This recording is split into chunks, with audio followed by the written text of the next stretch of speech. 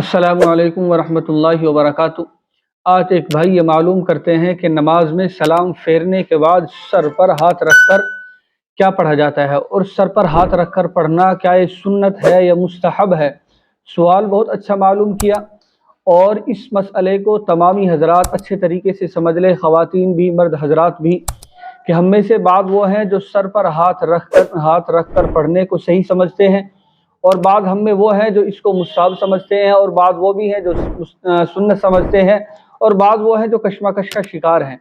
यानी वो ये समझते हैं कि क्या किया जाए क्या ना किया जाए। वो देखते हैं आसपास पढ़ने वाले को, तो उनके जहन में ये बात रहती है कि हमें सही इसका इल्म नहीं है, हम क्या करें। तो मैं आज इस मसले को आपके सामने बिल्कुल क्लियर कर दूं, और मुझे उम्मीद है कि हमारी इस वीडियो को देखने के बाद आपके जहन में कोई इश्काल, कोई सवाल, कोई कशमकश का मामला बाकी नहीं रहेगा। आपका मसला बिल्कुल क्लियर हो जाएगा। ये नमाज के बाद, यानी फ़र्ज नमाज के बाद सलाम फेरने के बाद जो सर पर हाथ रखकर पढ़ते हैं, क्या ये सुन्नत है? जो इसको सुन्नत समझते हैं तो वो गलत करते हैं, और उनको अपनी इस्लाह कर लेनी चाहिए। ये सुन्नत बिल्कुल नहीं है। और जो इसको मुस्तहब समझते हैं सर पर हाथ रखकर पढ़ने को फ़र्ज नमाज के सलाम के बाद, तो ये मुस्तहब भी नहीं है। वो भी अपनी इस्लाह कर ले, और अपने इस मसले को वो भी क्लियर कर ले कि ये मुस्तहब नहीं है।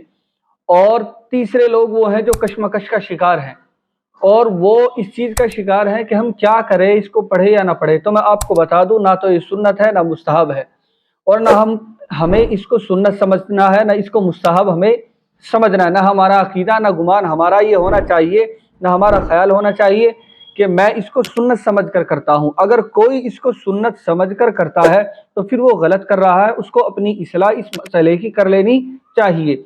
नमाज के बाद सलाम फेरने के बाद जो है सर पर हाथ रखकर अगर वजीफ़े के एतबार से कोई वज़ाइफ पढ़ता है तो फिर इजाज़त है, फिर इसको गुंजाइश है।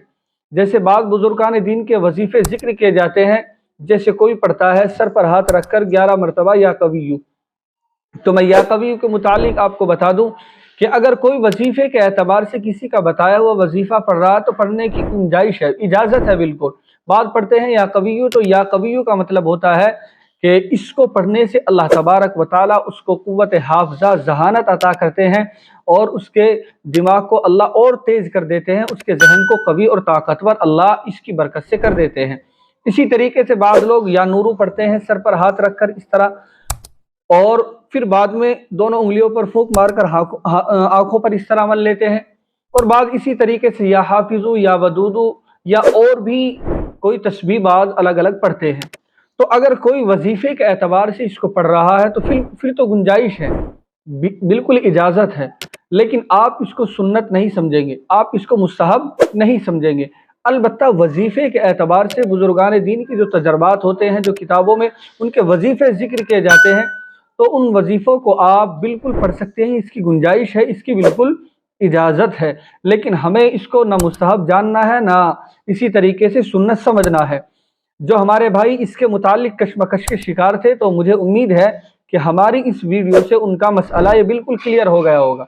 और अगर आपके जहन में इसके मुतालिक या और कोई मसला है और आप उसे मालूम करना चाहते हैं, तो आप कमेंट कीजिए, और हमसे कोई भी मसला या इसके मुतालिक आपके जहन में अभी भी कोई इश्काल बाकी रह गया तो हमसे आप मालूम कर सकते हैं।